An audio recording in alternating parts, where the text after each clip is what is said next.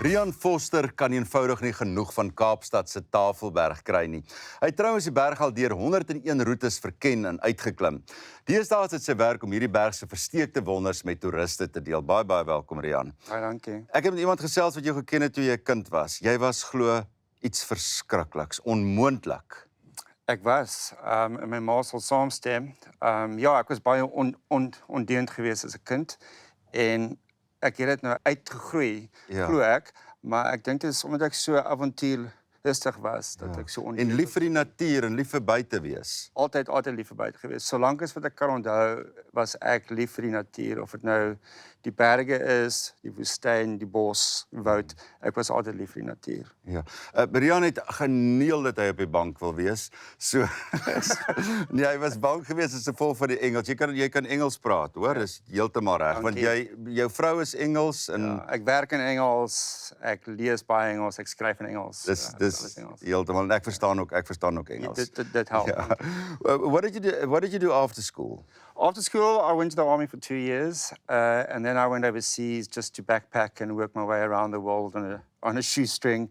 And yeah, that for me was where I got my education, is really to meet folks from all over the world and to see all these places, not having a lot of means to always stay in hotels even. You know, I often slept in parks and on railway stations. And so through that whole experience, you do acquire a lot of life.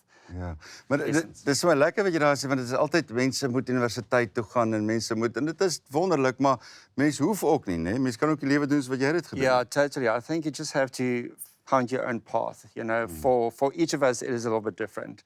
And a 9-to-5 work for you? Oh no, it's impossible. I can't do that. Ja, jy het ook baie roetes voor ons by Tafelberg uitkom. Jy het 3 keer was in die Amazone gewees. Ja, van jongs af was ek gefascineerd met die Amazone, van ouderdom 16. En ek wou altyd soontoe gegaan het om te explore, om te ontdek. Ek wou 'n ontdekker gewees het.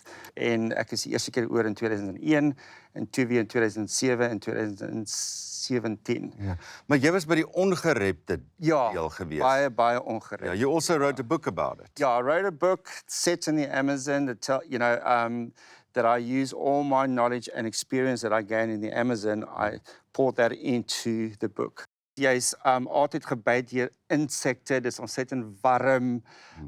Jy's altyd op die uitkyk vir iets wat jy miskien gaan eet of gaan byt.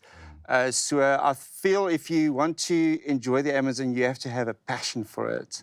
You can't just go there because you think it's pretty. It's a very harsh environment. Ja.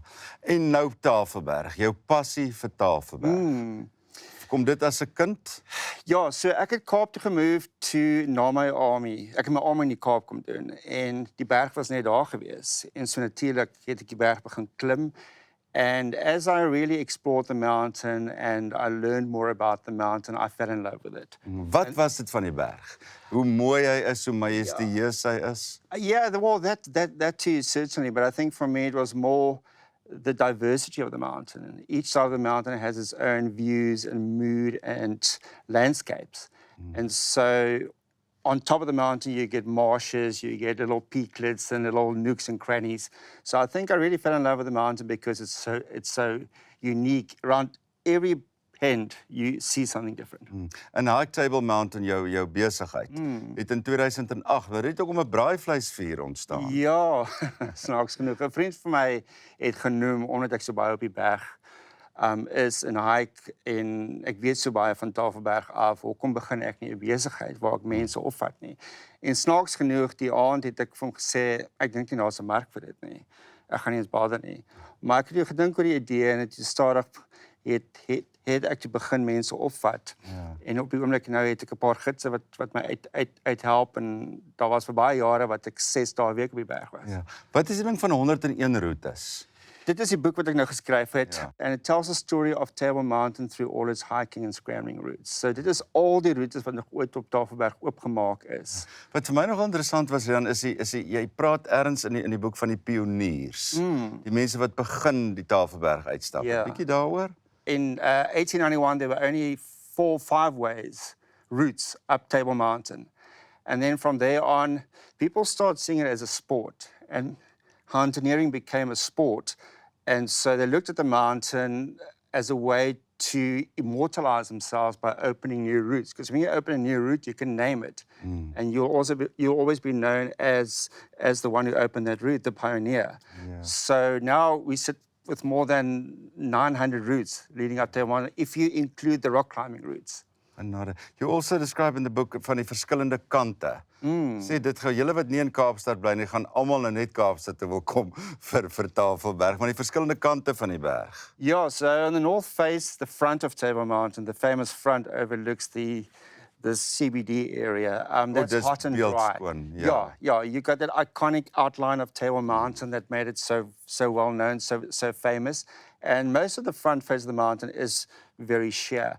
And then you go around to the west side, the flank there overlooks the ocean. That's known as the 12 Apostle Mountains. There you get views over the sea, and it's got a very, very unique mood to it. You hear the waves break far down below. It just feels like you're on a completely unique mountain. And then the south and the eastern sides are lush, and they got what looks like the Amazon jungle on their lower slopes. So routes that lead up from those sides of the mountain, the first hour and a half, you in the forest. And also the diversity, ek bedoel die plante en die diertjies en die dinge. Yeah, incredible. I mean, the botany of Table Mountain is known all over the world because of the diversity we have in plants. Table Mountain alone has got more than 1,600 plant species. Yeah. And a lot of those you only find on Table Mountain.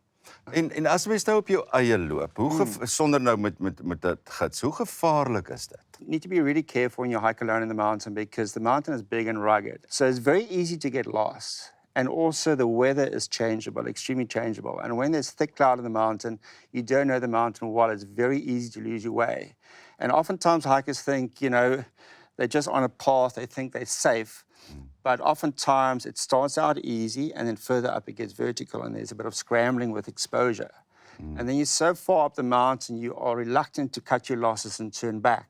And that's often how people get into trouble. It's like they think they're near the summit, and so they just try to get through that, and that's where you often fall.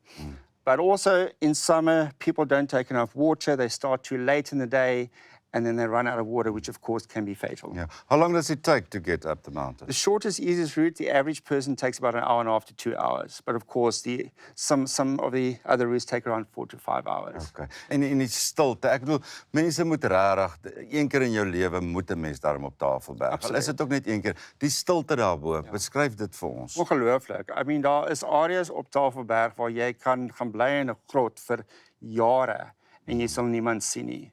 So daar is groot areas op die berg waar dit doodstil is, waar jy net kan sit en jy sien niemand en jy hoor niks nie.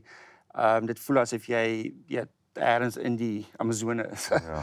En mens moet fiks wees. Jy moet nie onfiks wees nie. And I always tell people, if you're not fit, you need to be motivated and determined. Ja. So those things make up for a lot of lack of fitness. Jong, ek hou maar van nou kabelkarretjie. Ons vat hom af, ons stap nie af nie. So, Hoe is dit? yeah, it's not fun to hike back down. You've conquered the mountain, you've seen the views, so it's a little bit of an anticlimax to hike back down. Ek mag hom dalk ophok vat en dan drink ek en jy lekker koffie daarbo en dan vat ek hom vat ons saam af. No plan. Ja, dis baie dankie dat jy kom kuier. Dit in sterkte. Ja. En ek is seker die mense hulle moet dit sien. Dankie vir jou onderhoud. Dankie.